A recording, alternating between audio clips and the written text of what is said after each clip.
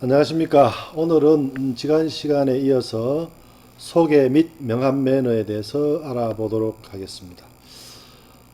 사람을 처음 만나면 누구든지 알아보기 위해서 서로 소개를 하죠.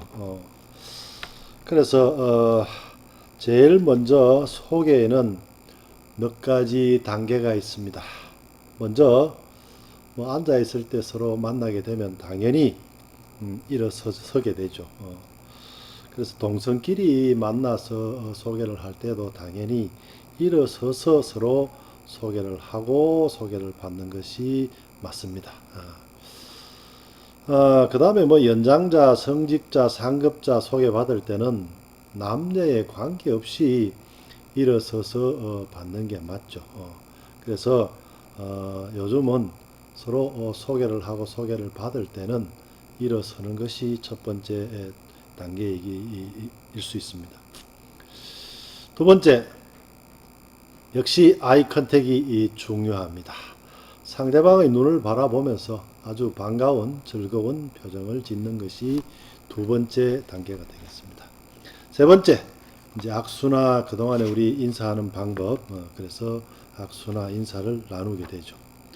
다음 단계로는 인사를 하면서 상대방의 이름을 가볍게 반복해서 불러서 서로 기억하고 있다, 기억하겠다 이런 메시지를 전합니다. 마지막으로 대화가 끝난 후에는 마무리 인사를 하게 되겠습니다. 자, 그렇다면 다음은 상황별로 소개를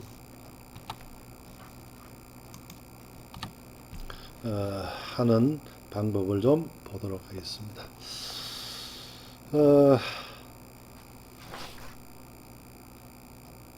그 연소자, 그러니까 바른 소개 순서는 그러니까 나이가 적은 사람을 나이가 많은 사람, 연장자에게, 그리고 당연히 이 남성을 여성에게, 또 후배를 선배에게, 지명도가 좀 낮은 사람이 지명도가 좀 높은 사람에게, 또 손님이 왔으니까 집안 사람을 손님에게, 또 하급자를 상급자에게, 회사 동료나 임원은 외부로부터 온 손님이라든지 고객에게, 또 미혼자를 기혼자에게 이렇게 소개하는 것이 바른 순서이겠습니다.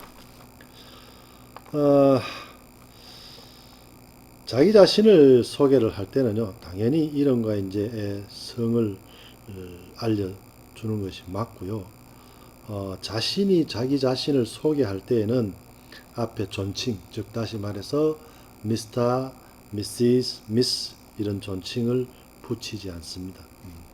그 다음에 타인을 소개할 때는 먼저 이름을 부른 후에 아랫 사람의 이름을 알려주는 것이 맞고요.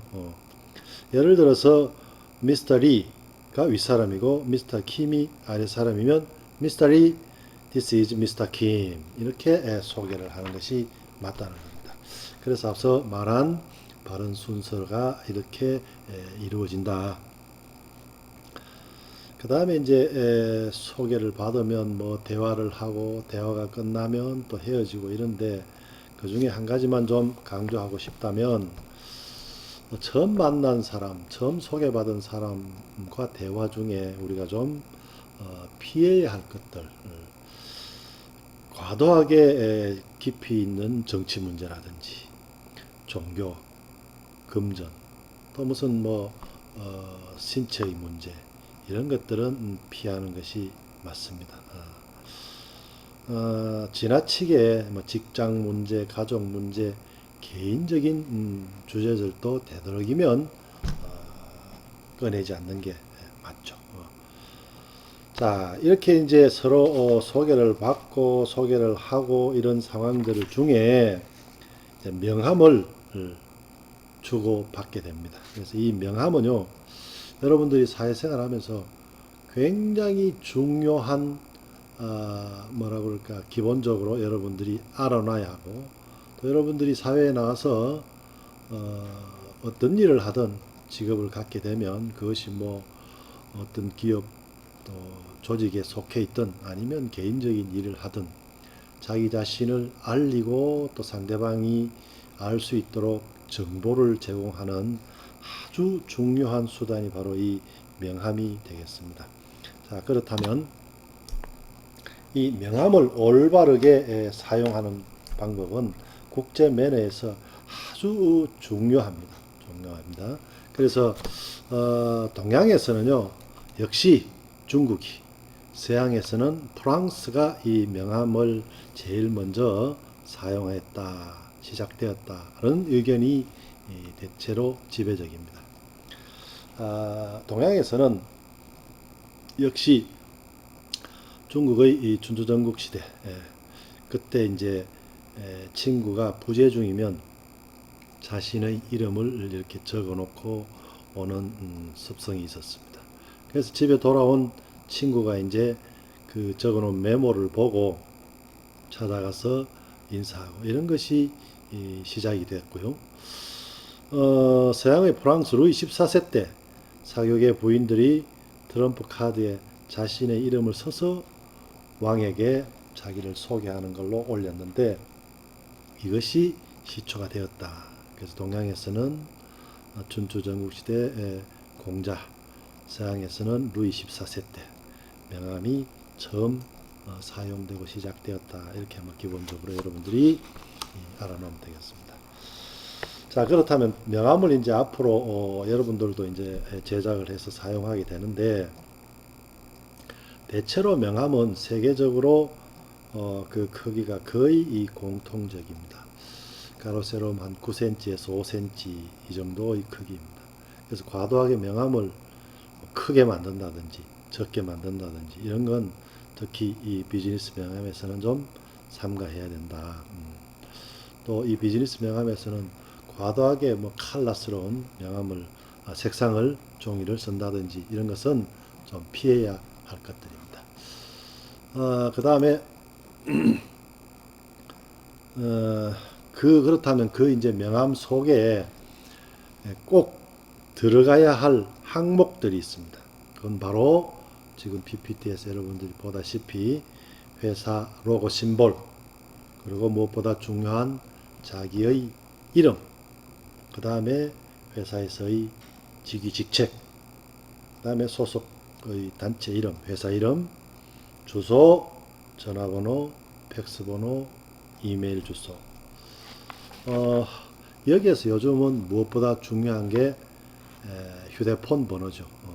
그래서 요즘은 꼭 휴대폰 번호가 일반 그 오프라인 전화보다도 훨씬 더 일반 전화보다도 그러니까 무선 전화가 훨씬 더 중요하니까 반드시 전화번호 중에 휴대전화를 삽입해야 되죠. 자, 이러한 이제 종목 항목들을 넣어 가지고 그림처럼 명함을 배치를 해서 사용을 하게 됩니다. 그 다음에 이제 우리나라 같은 경우에는 비즈니스 명함은 당연히 한글, 그리고 뒷면에는 대부분 영어로 이제 표기해서 2개국어로 제작을 합니다.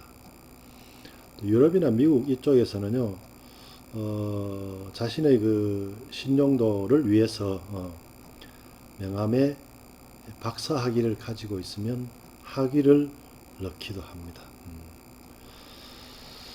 자, 다음 명함을 서로 이제 주고받는 매너에 대해서 좀 보도록 하겠습니다. 명함은 당연히 이제 서로 서서 주고받는 것이 기본적인 예의고요. 그리고 명함을 이제 주고 받을 때 그러면 내미는 높이, 위치, 잡은 손이 상대방의 가슴 높이보다는 가슴 높이가 적당한데 너무 가슴 높이보다는 조금 낮게 이렇게 내미는 것이 적당합니다. 그 다음에 명함을 주고받을 때 간략히 어디에 무슨 과장입니다. 아니면은 누구누구 부장입니다. 이렇게 이제 속의 말을 곁들이는 것이 좋겠죠. 그 다음에 이제 명함은 주고받을 때 어디서 이제 보관하고 있다 꺼내야 되죠. 그럼 어떻게 명함 지갑, 그러니까 명함만 보관하는 명함 지갑에서 꺼내서 전달하는 것이 훨씬 더 예의에 맞다. 그리고 받은 명함도 나중에 그렇게 보관하는 것이 맞는다. 그 다음에 이 명함 지갑은 바지 주머니나 이런 데보다는 안주머니에서 꺼내는 것이 훨씬 더 매너 있어 보입니다. 다음, 서로 이제 명함을 주고 받고 난 다음에 호주머니에 바로 그 명함을 넣는 것은 그 사람에게 별로 관심이 없다, 뭐 이런 오해를 받을 수도 있기 때문에 그렇게 바로 안주머니에 넣어버린다든지 호주머니에 넣어버리는 것은 예의에 맞지 않습니다. 명함을 보면서 뭔가 관심의 대화를 한두 마디 하는 것이 바람직하다. 명함을 받고 난 다음에 예를 들어서 동양권에서는 한문이 한자가 있을 수 있습니다. 그래서 잘 모르는 한자가 있다면 그 자리에서 물어서 무슨 자인지 확인해 보는 것도 나중에 실수를 막는 하나의 방법이기도 합니다. 이 명함을 주고받을 때도 마찬가지로 소개 때와 마찬가지로 역시 하급자가 상급자에게 먼저 명함을 건네고요. 또 이럴 때 명함은 오른쪽 끝을 오른손 엄지와 집게 손가락으로 잡아서 건네면서 가볍게 그 잡은 오른손을 왼손으로 받치면서 이렇게 내밀면 아주 뭐랄까 공손하게 건네는 것이 되겠죠. 그 다음에 상대가 동시에 이제 명함을 꺼냈을 때는 상대편의 명함을 왼손으로 받고 오른손으로 옮겨진다. 또 하나 이제 기억을 해 놓을 것은 식사를 할 때라든 이럴 때는 전달하지 않고 식사가 끝날 때까지 좀 기다렸다가 명함을 전달하는 것이 맞겠습니다. 저녁 파티 때도 마찬가지 상대방이 먼저 명함을 요청하지 않으면 파티 때 명함을 먼저 이렇게 꺼내서 주는 것도 결례일 수 있습니다. 자, 그 다음에 이제 이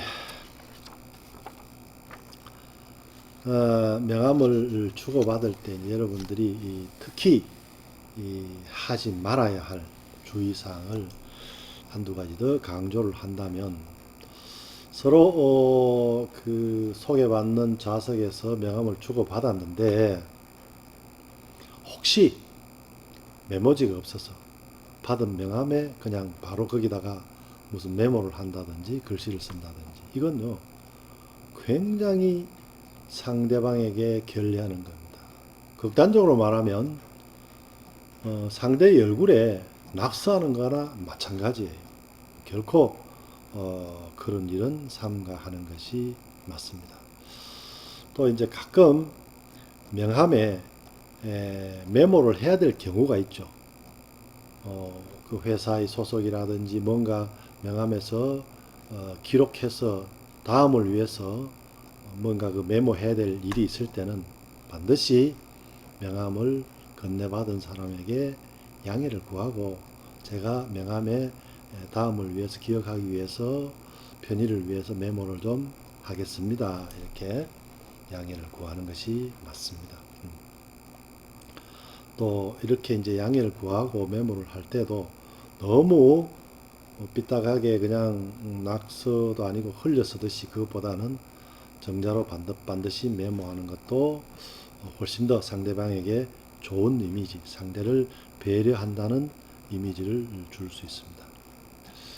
또 하나 그 명함을 받고 그걸 아주 그냥 무의식적으로 명함을 장난치듯이 툭툭툭 건다든지 아니면 뭐 때로는 그걸로 일을 쑤시는 사람도 있어요.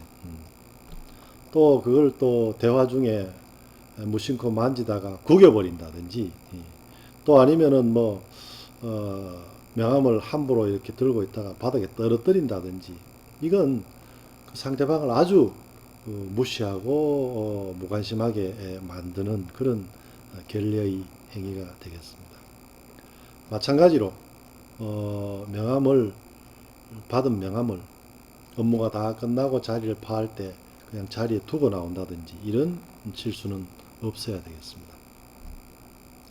또 상대방의 이름을 기억을 정확하게 못할 때는 명함을 다시 넣었다가 빼는 것보다는 테이블 위에 가지런히 놓고 대화를 계속하는 것도 하나의 방법이기도 합니다.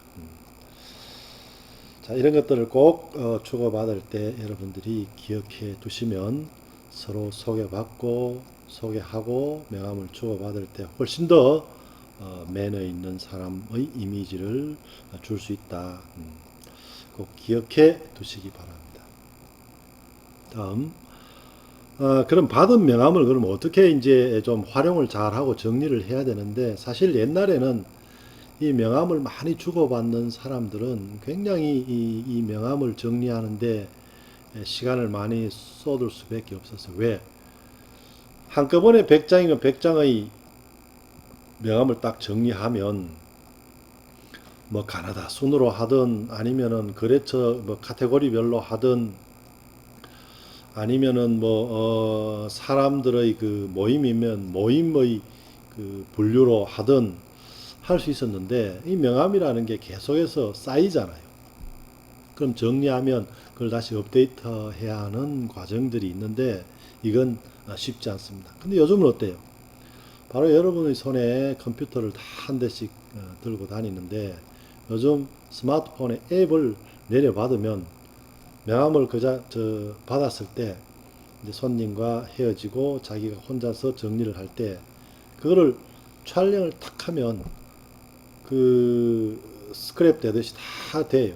그리고 연락처, 연락도 연동해서 다 되고, 그래서 그런 앱들을 이용해서 명함을 정리하면 요즘은 굉장히 간편하게 정리가 되겠습니다. 자, 이럴 때 그냥 바로 찍을 것이 아니고 그 명함의 여백에 그 명함을 주고받은, 그러니까 만남의 날짜라든지 또 무슨 장소, 용건, 아니면 그 사람의 그 관계, 아니 무슨 뭐 모임이면 모임, 동창이면 동창, 누구로부터 이 사람을 소개받았다든지 그러한 내용들을 메모해서 스캔을 해두면 나중에 그 명함을 찾아서 정보를 확인할 때 훨씬 더 기억하기가 쉽다. 그리고 뭐 그때 그 사람과 대화 중에 그 사람에 대해서 뭔가를 기억해야 될 것들을 추가로 메모한다든지, 그런 것들은 뭐 취미 이런 것들도 같이 메모해 놔면 차후에 그 사람과의 만남이 이루어졌을 때 미리 그것을 보고 대화한다면 훨씬 더 그 사람과의 거리를 좁힐 수 있는 하나의 팁이 되겠습니다.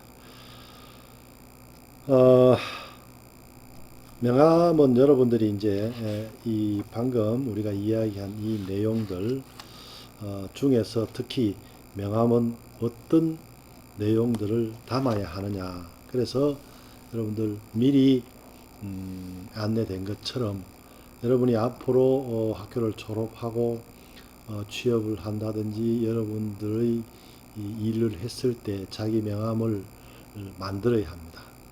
그것을 가정에서 여러분들의 명함을 만들어서 이번 학기에 레포트로 제출을 해 줬으면 좋겠습니다. 그러면 그 명함 제작의 예시는 여러분들 학습 시스템에 제가 올려놓을 테니까 그걸 보고 제작을 해서 중간고사 시험 칠 때 한꺼번에 제출해 주시기 바랍니다.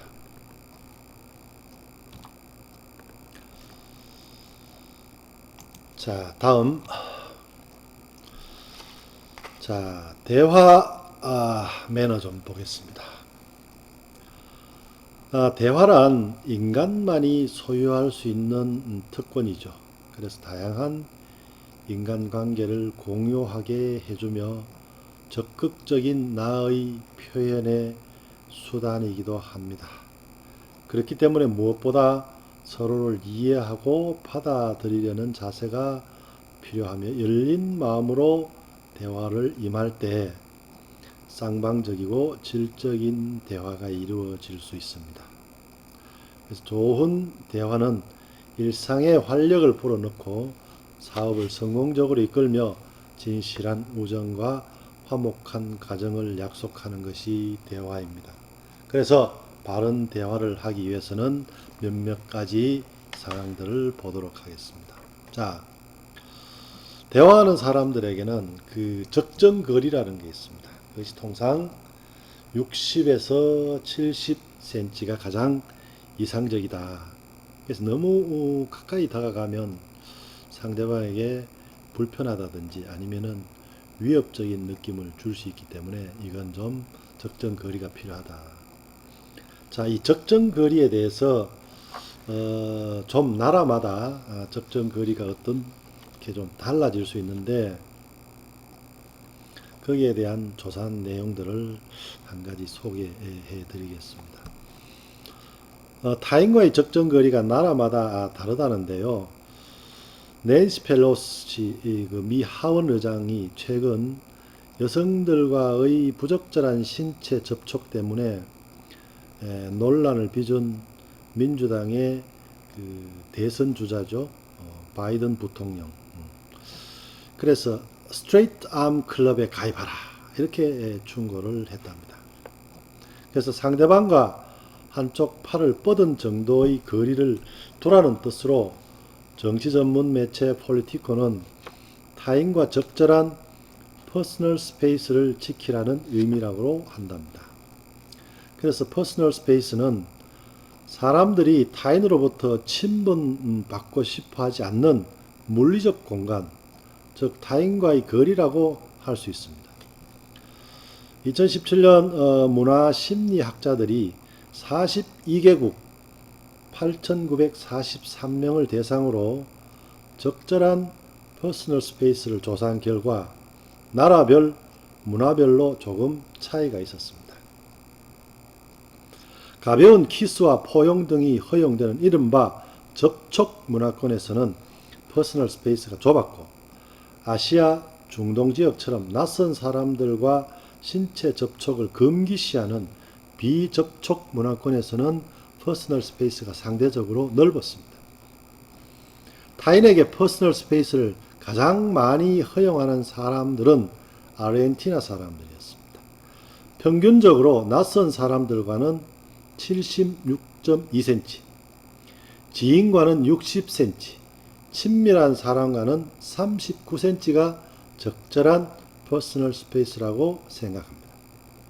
로마니아인들이 퍼스널 스페이스를 가장 넓게 인식했는데 타인과는 140cm, 지인과는 94cm, 친밀한 사람들과는 84cm 신체적 거리를 유지하는 것을 적절한 수준이라고 간주합니다. 미국인들은 낯선 사람들과는 94cm, 지인들과는 70cm, 친밀한 사람들과는 48cm의 거리가 적당하다고 느끼는 것으로 조사됐습니다. 펠로시가 말한 한쪽 팔을 쭉 뻗은 거리는 미국 성인 기준으로 할 때 약 80cm 정도로 낯선 사람을 대할 때 적정 거리보다는 가깝고 지인과의 거리보다는 멉니다. 따라서 이 조사에서 한국인은 낯선 사람들과는 100cm, 지인들과는 80cm, 친밀한 사람들과는 40cm가 적당하다고 여기는 것으로 나타났습니다. 그래서 방금 이야기한 것처럼 대화하는 사람들과의 적정한 거리는 60, 70cm 정도. 그래서 좀 더 친밀한 사람들과는 좀 더 가깝게, 그렇지 못한 사람들과는 좀 더 멀게, 그리고 접촉권 문화 지역의 사람들, 비접촉권 지역 사람들과의 대화할 때는 적정하게 거리의 완급을 조절하면 되겠습니다. 꼭 참고해 주시기 바랍니다. 다음에 대화할 때 어, 주의를 너무 두리번거린다든지 시선을 엉뚱한 데 두고 이런 것은 아주 잘못된 그 시선 처리가 되겠습니다. 그래서 시선은 늘 아이 컨택, 상대방의 얼굴에 두는 것이 무엇보다도 중요합니다. 그 다음에 이제 올바른 자세인데요. 그 뭐 대화하는 중에 가끔 보면 사람들이 이 틱같이 다리도 떨고 뭐 과도하게 버릇처럼 뭐 머리카락을 만진다든지 손을 비비고 또 뭐 손톱 깨물고 몸을 흔들고 이런 습성, 습관들이 무의식적으로 이렇게 행해지고 드러납니다. 그래서 되도록이면 이런 것들은 지양하는 것이 맞고요. 또 대화 도중에 팔짱을 낀다든지 또 다리를 뭐 폭에서 이렇게 뒤로 제껴서 앉는다든지 이런 것들은 상대방에게 그래 뭐 너 한번 이야기해봐 말해봐 이런 좀 고압적인 태도랄까요. 그래서 이런 자세들은 바람직하지 않다 하지 않는 것이 맞습니다. 다음으로는 품위 있는 뭐 억양이랄까 언어를 쓰는 것이 굉장히 중요합니다. 과도한 사투리라든지 또 명확하지 않는 발음, 속어, 비어, 또 지나친 유행어 이런 것들은 자제하는 것이 맞다. 다음 적정한 이 톤 말이에요. 억양은 굉장히 중요합니다. 과도하게 억양이 이제 높으면 경박스러워 보일 수 있고 또 너무 저음으로 낮게 조용한 소리로 하면 분위기를 너무 또 다운시키고 그래서 적정한 그 톤의 억양 이것도 우리가 바른 대화에서는 굉장히 중요한 예절입니다. 무엇보다도 대화 중에는 상대방을 잘 뭐라 그럴까 배려한다 그럴까 고려하는 것. 그래서 상대방을 입장에서 고려한 장소에 적절한 언어를 구사하는 것. 이것이 무엇보다 중요하다. 또한 대화 중에 소외되지 않도록 또 상대방이 이 대화에 진지하게 동참하고 있다는 것. 그러기 위해서는 말할 기회가 만약에 놓쳤다고 생각하면 상대방에게 질문을 해서 적절하게 대화에 끌어들이고 유도하는 것, 참여시키는 것. 이런 것도 상대방을 고려한 대화일 수 있습니다. 기억해 놓으시기 바랍니다. 자, 그렇다면 좋은 대화의 상대가 되기 위해서는 어떤 것들이 있겠느냐 보겠습니다. 좋은 대화 상대가 되려면은요, 무엇보다도 진실하고 성의 있는 자세, 그리고 상대방에 대해서 세심하게 배려하고, 긍정하고, 공감하고, 이런 것들이 이 좋은 대화의 상대가 되는 기본적인 자세가 되겠습니다. 제일 먼저, 1, 2, 3 법칙을 적용하라. 그건 뭐냐? 말은요, 한 번만 하고, 듣는 건 2번 듣고 공감은 3번 하라는 얘기입니다. 그래서 대화는 무엇보다도 듣고 공감하는 것이 말하는 것보다 훨씬 더 중요하다는 것. 가끔 대화하다 보면요. 남의 말은 듣지 않고 자기 말만 계속 자기 주장만 또 남이 대화하는 중에 그걸 중간에 끊고 자기 말을 또 이어가는 사람. 이거는 굉장히 좋은 대화의 상대가 아니다. 다음 끊임없이 상대에게 칭찬을 아끼지 않는 겁니다. 이건 뭐 10번 이야기해도 과하지 않는 이야기입니다. 칭찬은 여러분 잘 알다시피 고래도 춤춘다고 하잖아요. 그래서 좋은 칭찬, 상대를 호응하는 것. 그리고 그 칭찬이라는 것은 장점을 누구든 사람은 단점도 있지만 장점 있습니다. 그 장점을 빨리 파악해 가지고 진심 어리게 칭찬을 한다면 당신은 굉장히 그로부터 좋은 대화의 상대가 될 수 있다는 겁니다. 다음, 역시 내용에 공감하고 긍정하는 것. 그건 또 뭐냐 하면 긍정의 기술입니다. 우리가 부정적인 것보다는. 자, 쉽게 말하면 대화하는 중에 이제 이렇게 대화하다가 상대방에게 굉장히 좀 힘들어 보이고 피곤해 보여요. 그럴 때, 또 요즘 당신 참 피곤해 보인다. 이렇게 말하는 것보다, 또 요즘 굉장히 바쁜 모양이죠. 확실히 이 능력 있는 사람 다른 것 같아. 바빠. 그 말은 바빠서 좀 힘들어 보인다라는 표현으로 이야기합니다. 그래서 완곡하게 좀 돌려서 우리가 말하는 그런 말을 좀 하는 것. 그리고 상대방이 이야기할 때 뭔가 그 리액션, 감탄하고 맞장구 쳐주는 것. 이건요, 내가 당신의 말을 아주 진정으로 경청하고 있다. 이런 표현입니다. 그 다음에 겸손입니다. 잘난 척하는 사람, 너무 완벽해 보이는 사람, 이런 건요, 우리가 그렇죠. 좀 거리감이 있어 보입니다. 그보다는 겸손하게 그렇게 대화에 임하는 것 무엇보다 중요한 또 하나의 요소입니다. 다음 대화를 할 때 이제 처음 이렇게 만나게 되면 처음에 어떻게 이제 대화를 좀 부드럽게 열어야 되잖아요. 그래서 대부분 우리들이 이제 일반적으로 친한 친구들끼리 뭐 만나는 거는 꼭 그렇지 않지만 공식적으로 무슨 회담을 한다든지 좌담회를 한다든지 이럴 때 뭐 가끔 우리가 TV에 볼 수 있는 남북 대화를 한다. 이럴 때 어떻게 합니까?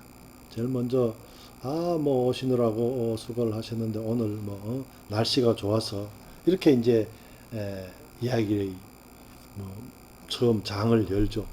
아니면은 어, 우리나라 사람들끼리 공식적으로 뭐 회사 대 회사 미팅을 할 때는 오늘 핫 이슈가 되는 뭐 뉴스를 잠깐 서두에 서로 이야기를 한다든지 뭐 이런 것들을 그래서 처음 만날 대화의 첫 마디를 열 부드러운 주제를 미리 좀 준비하는 것이 좋겠다.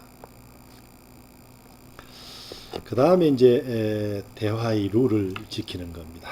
룰을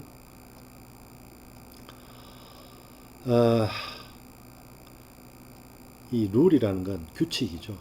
상대방의 말을 가로막지 않고 또 나의 의견을 이야기할 때는 상대방에게 반론의 기회를 주는 것. 또 얘기하다가 그 주제, 화제를 자기 멋대로 이렇게 바꿔버리는 것. 이런 것들은 대화의 룰에 어긋나는 겁니다. 이런 것들은 기본적으로 우리가 좀 지켜서 대화를 하는 것이 좋겠다. 자, 이러한 것들이 1, 2, 3 법칙을 적용하고 또 칭찬하고 공감 긍정하고 겸손하게 대화에 임하고 또 대화의 첫 내용을 준비하고 또 이런 대화의 룰들 이런 것들이 여러분들을 지킨다면 좋은 대화의 상대가 되겠다라고 이야기할 수 있습니다. 자, 그러면 호감받는 경청 매너 교재에 있습니다. 몇 가지. 자, 한번 보면 경청이라는 것 잘 듣는 거죠. 잘 듣는 것. 귀를 기울이는 것. 그 다음에 주시한다는 거죠. 표정과 동작을 주시하는 것. 감각을 총동원해서 듣는 것. 분위기 깨지 마는 것. 리액션 맞장구 치는 것. 또 듣되 주의 깊게 듣는 것. 중단하지 말 것. 흥미를 가지고 상대방의 입장에서 듣고 상대방의 거울이 될 것. 이런 것들이 이 대화에서 경청하는 매너의 종류들입니다. 그래서 이런 것들을 여러분들이 기억한 상태에서 대화에 임한다면 상대로부터 굉장히 호응받는 대화의 상대가 될 수 있겠습니다. 자, 그러면 대화는 말로 하는 건데 꼭 말만 대화냐? 그렇지 않습니다. 몸으로 하는 대화, body language. 예. 그래서 사람은 언어만으로 소통하는 것이 아닙니다. 자세, 손, 그 다음에 시선, 공간의 사용, 이런 다양한 코드들 가지고 그 속뜻을 표현하고 전달합니다. 그래서 사람들은 놀랍게도 어떤 학습 없이도 바디랭귀지를 이해하는 능력을 우리가 가지고 있습니다. 따라서 모든 동작이라든지 움직임 이런 것들은 무의식적인 행동이 되겠습니다. 주의를 기울여야 한다는 거죠. 무의식적으로 한 행동이 내 진심을 상대에게 표현하게 되고 그것이 노출되지 말아야 될 것을 상대방에게 알려주는 것들, 이렇게 되어버린다는 겁니다. 자, 교재에 지금 보면 특이한 이제 바디 랭귀지들을 쭉 소개해 놨습니다.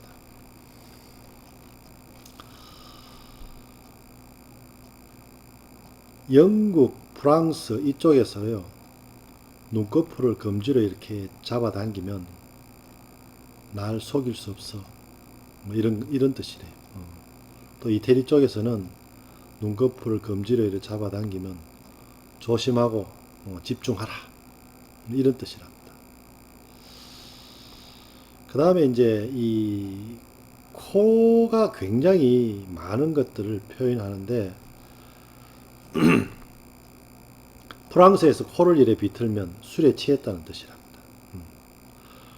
그 다음에 이제 유럽에서는 코끝에 이렇게 엄지 손가락을 갖다 대면 남을 비웃을 때 사용하고요.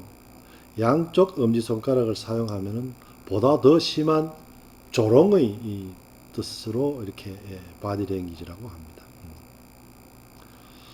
그래서 때로는 이 바디 랭귀지가 많은 것을 표현하는데 손가락 끝에 키스를 하면 입으로 멋지다는 감탄의 표현이라고 합니다.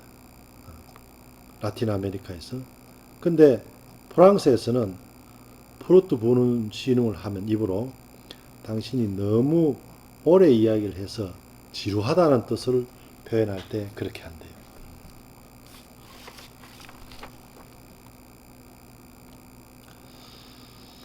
자, 그리스나 이탈리아, 스페인 이럴 때 이런 데서 턱을 이렇게 쓰다듬으면 매력적이다, 이런 뜻입니다. 근데 이탈리아, 브라질, 파라과이 이런 데서 턱을 손톱으로 이렇게 퉁퉁 퉁기면 흥미없다. 예를 들어서 꺼져, 모르겠다, 이런 뜻입니다.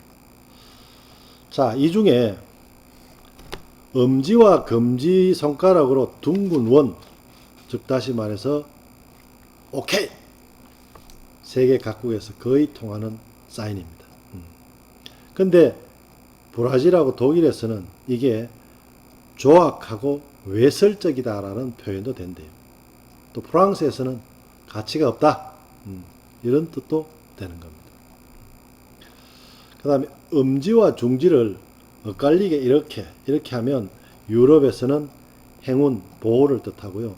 파라과이에서는 무례하다, 이런 뜻이랍니다.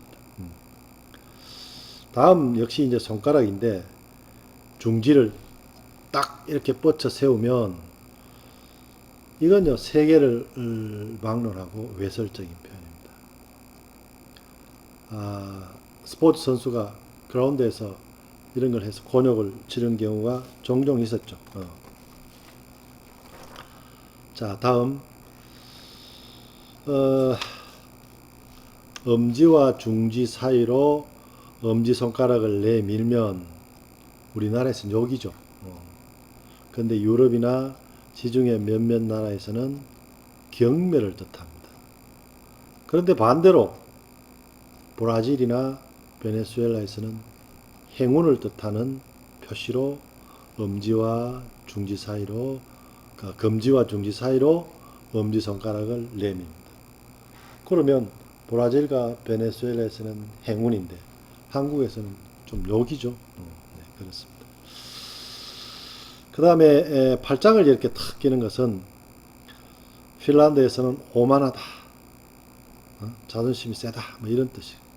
근데 피지는 경멸이라고 그래요. 그래서 같은 바디 랭귀지라도 문화권에 따라서 그 뜻이 의미가 다르다는 것 꼭 좀 기억해 놓길 바랍니다. 자, 오늘은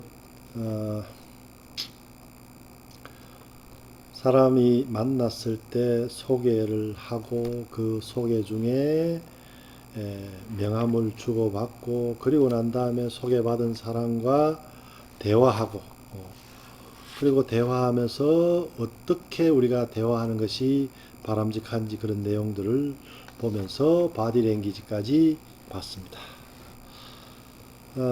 오늘은 여기까지 하도록 하겠습니다. 다음 시간에는 5절 전화 매너에 대해서 보도록 하겠습니다. 수고했습니다.